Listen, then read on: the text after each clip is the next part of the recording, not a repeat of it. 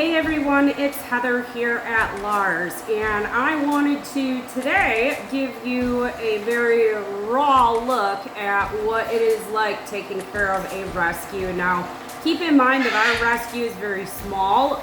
We are almost 100% volunteer based, and so it's a lot of work, So if you want to see a little bit more, definitely stay tuned and remember to hit that subscribe button.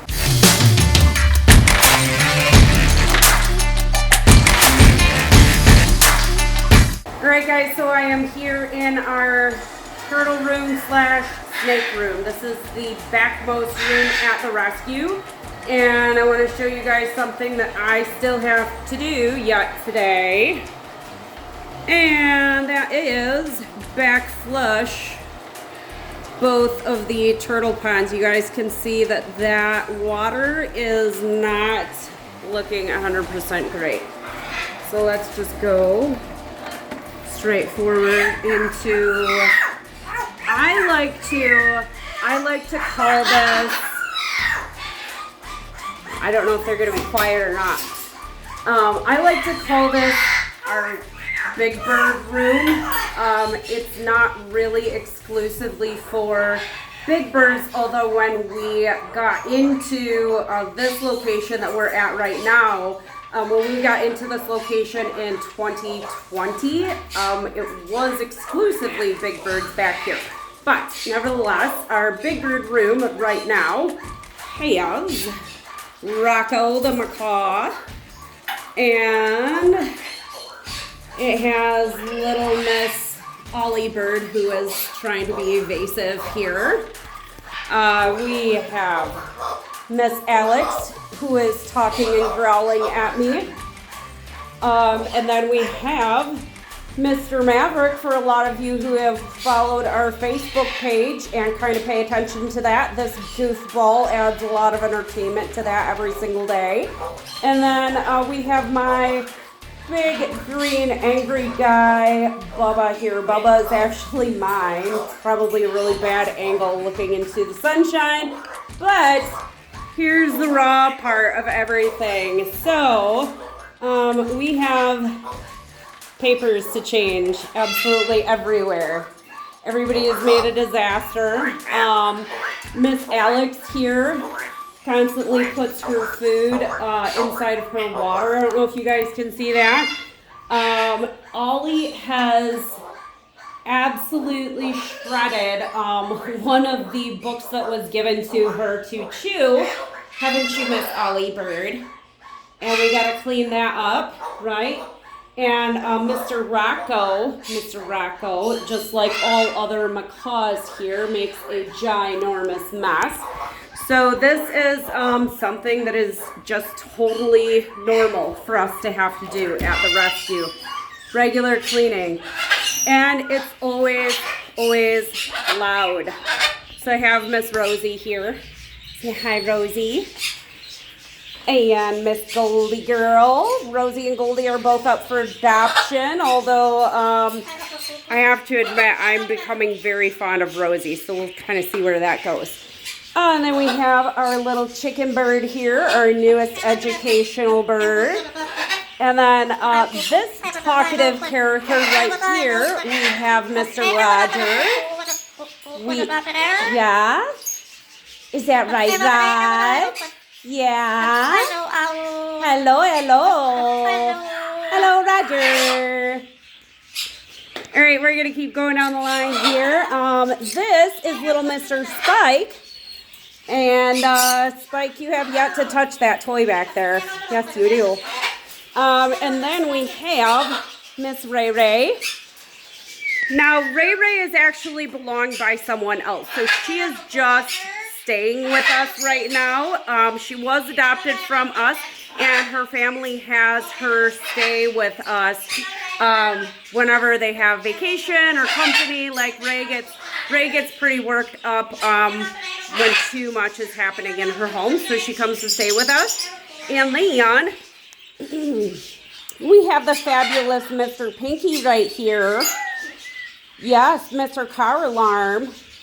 Yes, and you know it too, don't you, Pinky? Yeah, yes, I know.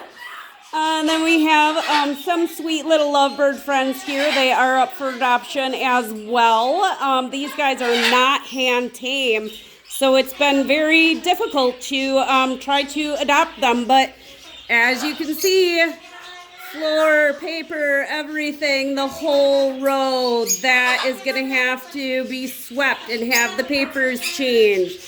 Regular part of what we do here at the rescue is poop cleaning. So we have Mr. Rocky Bird. Can you say hi, Rocky? Can you say hi, Rock? Probably not going to say anything. Rocky actually makes probably the worst messes out of any macaw here. And then we have Mr. Marvin, the military macaw, and some of you might remember him from some of our past videos here. And Mr. Marvin, just like pretty much every other bird here, makes an absolute disaster of his water. So that is something that needs to be cleaned on a regular basis. I'm going to apologize to you guys for all of the shakiness of the camera. Again, I have a head cold and it's not going very well, but I'm getting there. Show you guys another one of our animals here. This is PJ. You guys might remember PJ from a recent video that we did on Senegals. PJ is still here. PJ is still available for adoption. And then we have our aviary. Now guys, keep in mind, again, this was just cleaned. There is a lot of poop cleaning involved because in our aviary, we have approximately 53 birds now in our aviary, and little Mr. Sunshine is right up front. He steals everyone's hearts all the time.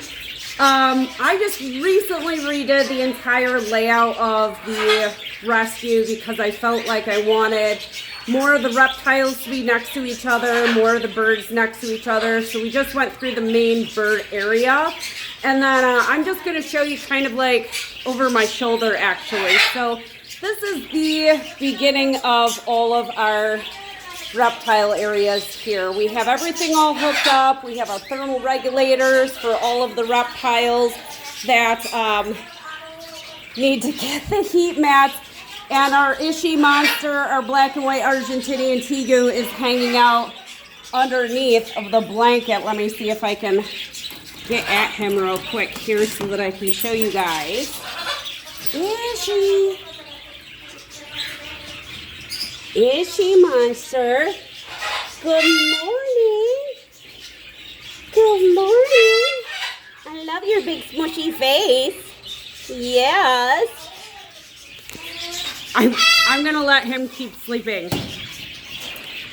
Alright, get that all set up. Now I do keep a lock on there. That's for Ishi's protection because he is on a rack that's kind of up off the floor. So we have more of our reptiles here. We do have, well, here's Gina down here. You guys are gonna recognize her from last week's video. And we have a lot of bearded dragons here.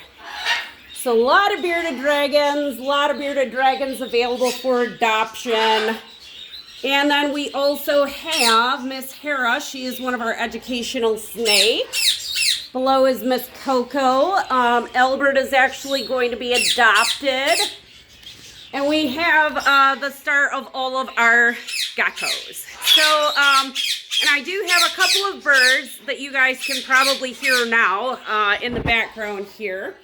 We have, ooh, where are you? There you are.